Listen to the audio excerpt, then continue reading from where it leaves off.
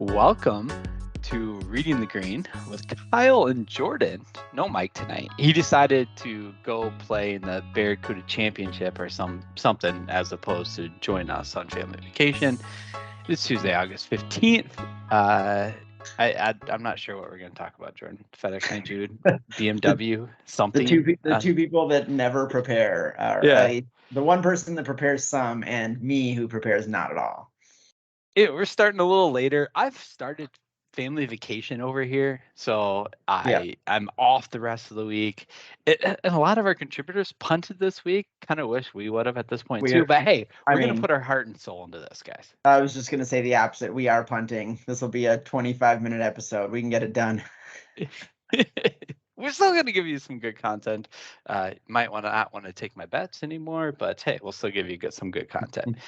So first to start, Jordan, everyone here loves hearing people talk about their golf games, right? So yeah. I mean, I'll say I played last weekend, and it was absolutely awful at the Shanks. It sucked, and I got to play this weekend. I'm kind of nervous about it, but what'd you shoot, Kyle?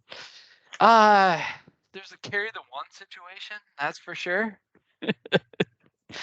Hey, I'm going to still claim victory when it comes to handicapped scores on the course I played last week against the unnamed competitor. I'm not gonna out anybody. I'm still claiming victory, but it was a very poor round. You have anything to report from your golf game, Jordan? No, but I know that person listens to this, and I can't believe you got beat by a guy that got shot off fucking 109. So you're bad. You're worse than he is. You know who you are.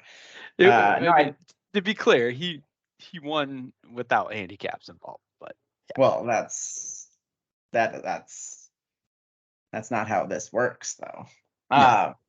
No. So tonight was our last night of our men's league, and they take the best 7 out of 9 weeks of Stableford points.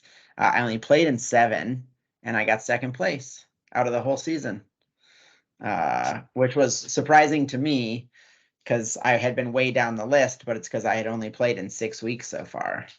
Wait, so Stableford, the feast or famine, right? So you're getting a lot of birdies, maybe a couple of eagles, and bogeys don't hurt you as bad, right?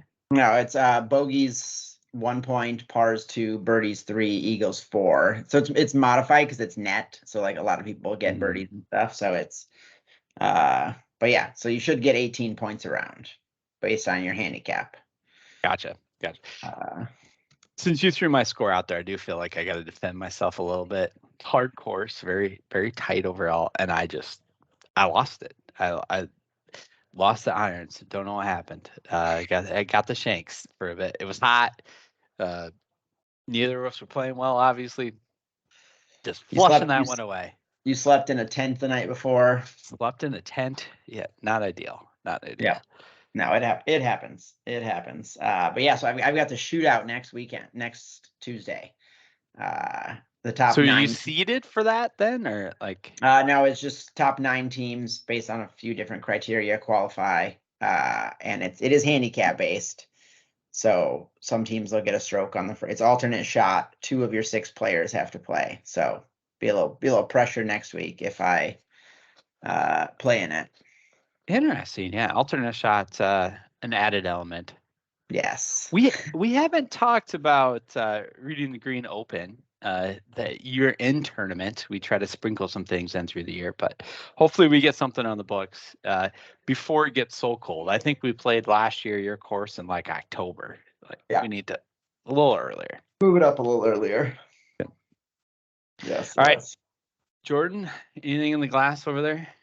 Since we're later, I was planning on having one, and then it got late, and I didn't go get one after you texted me that you were on. I had a beer queued up called Greens Fees. It was an IPA from Loose Line Brewing, but as we trickled later in the evening here, I thought that was a little aggressive. I got to get up to get to vacation tomorrow, so I am just drinking a Fair State Pilsner, but vacation. So I'm still getting started with something. Yeah, you might as well. So how much of the FedEx St. Jude did you take in? That's the first question. And then the follow-up question to your answer there is how many texts from Ari did you get about the FedEx St. Jude? I didn't see any until Sunday, and then I watched a few hours here and there. And Ari was in banded and golfing nonstop all weekend, so I didn't. I think I got a text Sunday morning. How are my takes doing? Uh, I don't even remember who his picks were, so I don't remember how they did. But yeah, no, I watched some of the final round. I was rooting for Hovland from one and done. Starts off 2 under through 3 holes, and then shoots the last 16 over par. Yeah, as far as Ari's takes, I know he did not take Sahith this year, so at least he did a little bit better than the Sahith take last year. But overall, I would say the course played out as we expected. Obviously, Lucas Glover came away with a victory, 2 in a row. Definitely did not see that coming. Couple thoughts on Lucas Glover. Obviously the pants. Everyone's talking about the pants. It was 100. It was very hot, so I already wanted them to be put to the test from a heat perspective, and they certainly got that. He sweated through the pants. Jordan, I mean, you walk some morning golf. Any advice for Mr. Glover on pant selection? Yeah, don't wear Dockers. He's Uh, got to have a new sponsor deal from this, right? At minimum. you would think so, but there's a reason like darker color pants exist because you can't see the sweat as much through them. Like even if it's like a medium blue or something. But yeah, light colored pants, that sweat just gets real dark, and everyone can see that you've got swass going on.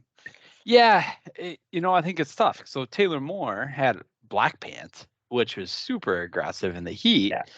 Uh, I guess I've never been a white pants guy myself, but maybe it's a scenario you got to go white, Maybe all white. white. Yeah. Yeah, Yeah. it's heat. No, Taylor Yeah. Moore, he had black shirt on too, right? He always wears black on Sundays, I think. And I heard them when he was teeing off. They were like, I hear all these guys complaining about how hot it is. I'm going to wear all black just to prove them wrong. Yeah. And then he sucked on Sunday. So maybe he should have not worn black. I mean, I get it. To go back to my round, I wore a black hat. I regretted the decision instantly. It was hot. I played the last 3 holes without a hat. It was hot. So. Oh, that's hot. Last comment on Lucas Glover in the heat, though. He was playing. I didn't notice when it started, but down the stretch, he wasn't wearing a glove. Really? Yeah, he 16, 17, 18 playoff, he did not wear a glove. I guess, did he sweat through all of his other ones? That's my guess. I haven't seen it proclaimed that it's a thing, but just no glove. Very bold. I couldn't do no glove. I need that. It literally feels weird if I grip a club without a glove on. I'm with you. So Glover gets the victory. A couple late movers that kind of really actually screwed me for the week. I was looking really good at the end of the day Saturday and did not finish as well Sunday as I would have hoped. Cantlay snuck up there and built some steam for this week, that's for sure. Listener League, Ness won. I think he's been popping up quite a bit lately. T Nash, Rock Chalk MN. Came in third, and apparently Mike wanted us to highlight he missed by a point. Mike, Good doesn't job. matter. Good You're job, not Mike. top three. You're nothing. You're nothing. Yeah. Good job. I will say I got a lot of shit from those 3 guys that all live in my neighborhood. Oh. And there were more than a few texts exchanged laughing at them dominating our So PGA. they listened to our advice. They just avoided the bad advice and took only the good. That's my takeaway. Yep. It was a weird week with no cut, right? Correct. That's like even Rainmakers. I had 6 guys make the cut in Rainmakers and like make it easily and all perform fairly well, but because even if you missed, there was no cut. So people got points all week, and then I missed out on the money, which I should have easily been in the money if it would have been a normal, 2/3 miss the cut or 1/3 misses the cut. Yeah, that was the same for me, and I think it's very important to keep that in mind going this week too. It, Thursday, Friday, yes, they matter, but really at the end of it, they don't matter. You need to score all 4 days. Yep. Especially as we go into this week, a harder course. It's all about keeping your head above water. You could easily have a round we saw that last week too at St. Jude. You shoot +3 or +4, you don't gain any points that day. Yeah. So something to keep in mind, especially the short field no cut events. It's not over till it's over. The good from the model last week is we did have Lucas Glover at 73 on the power index, took plenty of him. He had a mention share of 16%, so decent. A lot of people were on Tommy, who performed very well. Russell Henley, Emiliano Grillo, Morikawa, none of those hurt your lineups. JTP was kind of in the middle. Rom Scotty at that price point definitely didn't help anything. And Hatton was kind of disappointing further down the board, and obviously Andrew Putnam as well. Just like we have the last month or so, kind of a mixed bag results. I think people are just getting a little burnt out, maybe. Yeah. So we get into the fall swing, different field, different events. Long season. The gutsiest play of the week, we're going to give that to Byron Lindecue. He took Max Homa, who worked out very well. Was right up there on Sunday, and just didn't finish super strong. Top article. We've talked about him being struggling quite a bit this year, but old John Hasselbauer over at the Sleepers, when he doesn't got to make the cut, he came on pretty strong with Corey Connors, who had a great Sunday, Adam Shank, Justin Rose, and Taylor. And then the landmines for us, we already talked about a little bit, was Putnam, but then also Ricky and Sepp Straka, especially with Sepp's course history here. That was kind of disappointing. Yeah. How do things look from a one and done perspective, Jordan? Not a lot of movement last week. One guy had Cantlay for 2.6 million. One person had Rory for 1.16, but I don't think either of those guys are they're not in the running for the winning. Maybe Alberti round 18 got 2 million and C Lang got 1.1. Otherwise the top two guys were both way down at the bottom, getting in the 40,000s or something next to Mike and you. So it was bad picks if they're by you guys. And then year to date, Champles extended his lead a little bit. He's got $400,000 lead over Derek Howard. Jacob King at 1.2 back, and then it's 3, 5, 6, 7, 8. Got a ways to go. I'm 8.4 back. So if I get a winner and no one else hits, I could get into the money. And then Mike is now officially in dead last. He has missed seven cuts and hit 21 and is pitiful 4.7 million. He has actively picked bad golfers. So we got a lot of people limited. Little game theory left for you here. You got to hit somebody and get on somebody that else, other people aren't going to get. So you got a lot of thinking. Exchange some text this week by people at the top of the leaderboard that are kind of, fighting for the same thing. So we got a lot of left to play here. Yeah, it's going to be interesting. Did you want to game something out there, Jordan? Was there something you're trying to talk through? I don't know. Spieth is my top ranked golfer left. Do I play him? We'll get into the course a little bit. I don't think I love Spieth this week, but that might be a good, zig while people zag. Ooh, yeah. Yeah. If I had to, I would have to go look on who the highest percentage left. But this is a good segue, and I think we can come back to it. So BMW Championship this week, Olympia Fields over and the Chicagoland area, Olympia Fields, Illinois. The winner of the BMW Championship last year was Patrick Cantlay, who's won 2 of the last 3, but not at Olympia Fields. The last time it was hosted here was 2020. The course played very hard. John Rahm won over DJ in a playoff at 4 under. Mark Leishman that week shot 30 over. So I feel a lot better about a 109 as a shitty golfer when Mark Leishman could shoot 30 over in a PGA Tour playoff event. Yeah, but that was over 4 rounds, so he shot 80 3 times and 78 once, Kyle. Yeah. Not 30 per round. I mean, I've played this course. I played 5 times at least, and I've never shot this bad. So Okay. yeah, Okay. just get a little sideways. It happens, as you said. The main takeaway for me is you need. There's multiple paths to victory, so I don't think you can necessarily plant your flag on one thing. Just looking back at 2020, and granted, the course was playing very dry, very hard that year, but Rahm gained strokes across the board. DJ tore it up tee to green, but lost around the green. But then you had Joaquin Niemann in third. He was great tee to green, even around the green and putting. You have Decky came in third, who was good off the tee, sucked on approach, but gained like 9 strokes around the green. And then you have Tony Finau fifth. Everything was okay, but putted lights out. So there was a lot of ways to contend. You're going to see that when the score is 4 under. Only 48% of drives found the fairway. That was the hardest on tour of any event in 2020. So tough, of course. It's been wet in that general area, so I would think we're going to see some thick, luscious rough, but maybe a little, easier to hold green. Luscious, Jordan, luscious. But and I know like people are in Cantlay a lot this week. He got 12th last time it was here.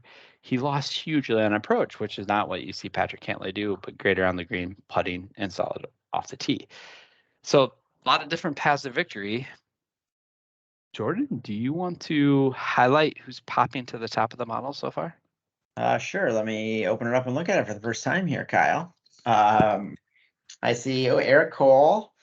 So we have 3 guys at 3 mentions each on opposite, kind of a wide spectrum here. Eric Cole at 6,300, Rory at 12-1, and Tommy Fleetwood at 9,700. Tommy getting a lot of mention power love with a 98 MPI. After that, I got a couple of 5 mentions, so over 30%ers with Cam Davis and Patrick Cantlay. Cam Davis seems to have woken up the last couple months after I bet him a lot to start the season, and he sucked a lot. Yeah, he certainly came around and getting some love here. I think that is a little bit of people leaning into the bomber narrative as well. I look at this. I think it's a little different than me last week when I said, hey, I'm not sure top of the board how much motivation those guys have. I wanted to lean into that middle tier that had something to play for to make sure they were here this week and to set themselves up for the top 30. I like Rory this week. Great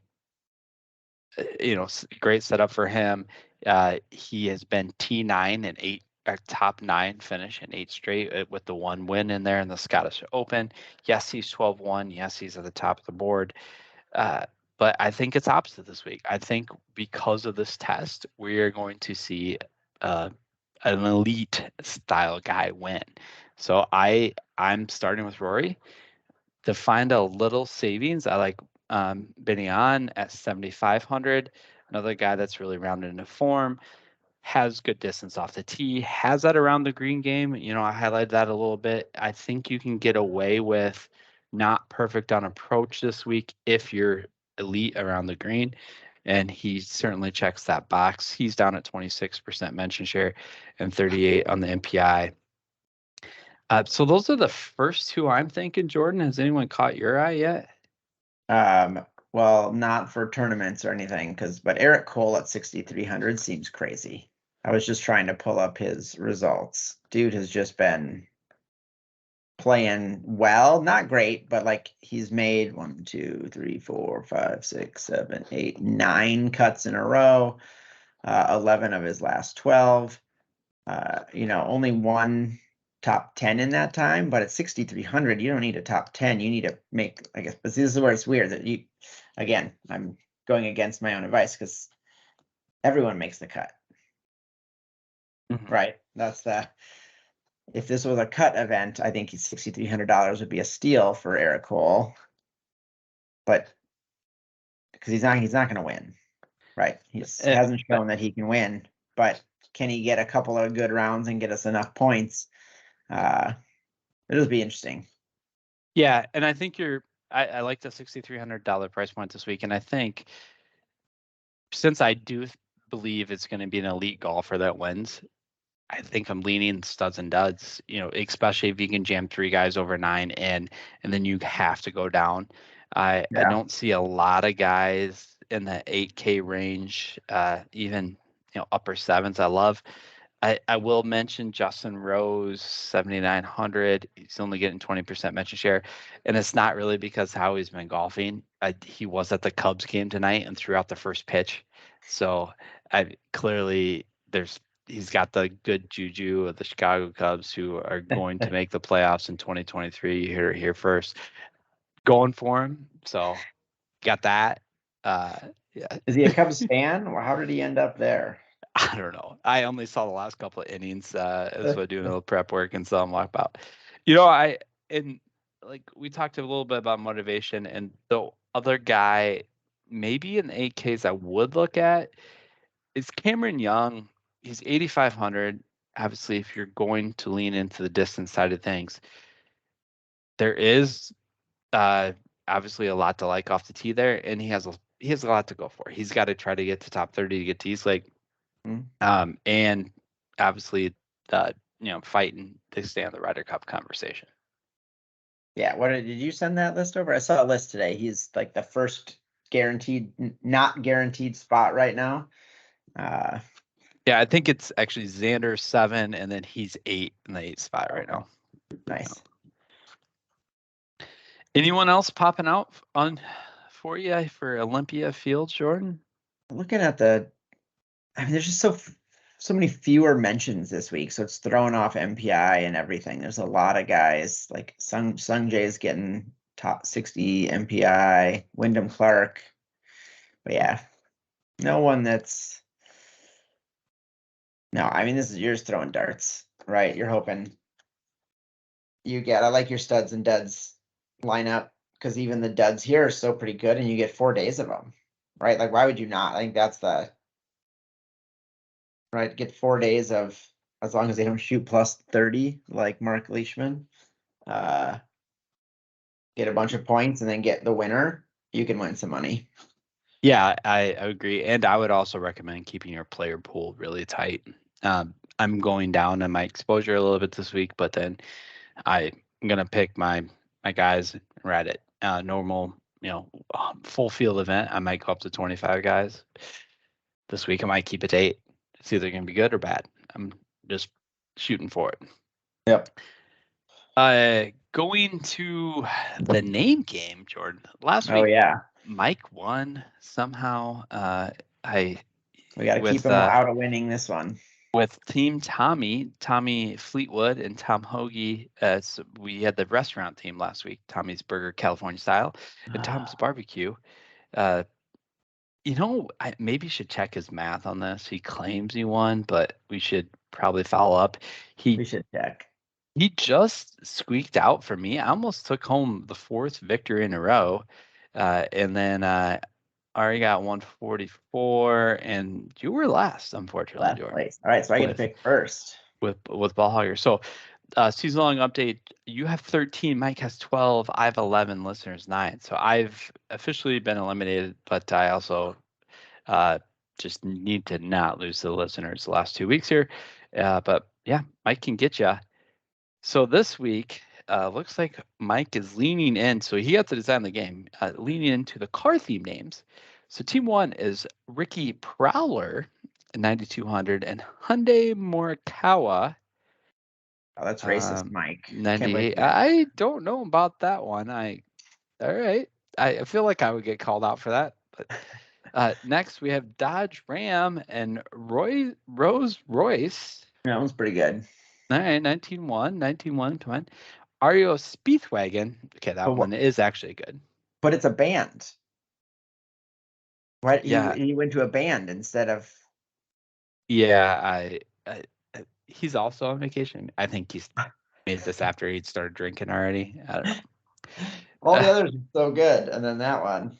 Then Russell Bentley and Corvette Connors and Tommy Fleet Woody.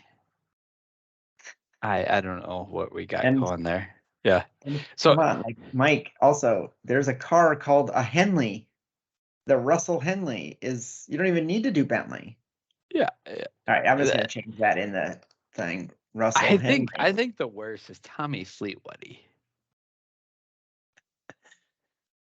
Anyway, these are all within 1K of each other salary-wise. Jordan, what do you got? I'm going.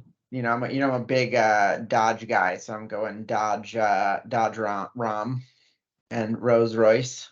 Ooh, that's what I was going to do. Well, after Ricky shit the bed last week, I don't want him again this week. All right. Well, I think we give the listeners the REO Speedwagon and Russell Henley. Okay. Just Russell Bentley / Henley. I'll take Corey Connors and Tommy Fleetwoody. I'm not going to play Fleetwood anywhere else. I'm not betting on Fleetwood, so this is my way of getting exposure to Fleetwood.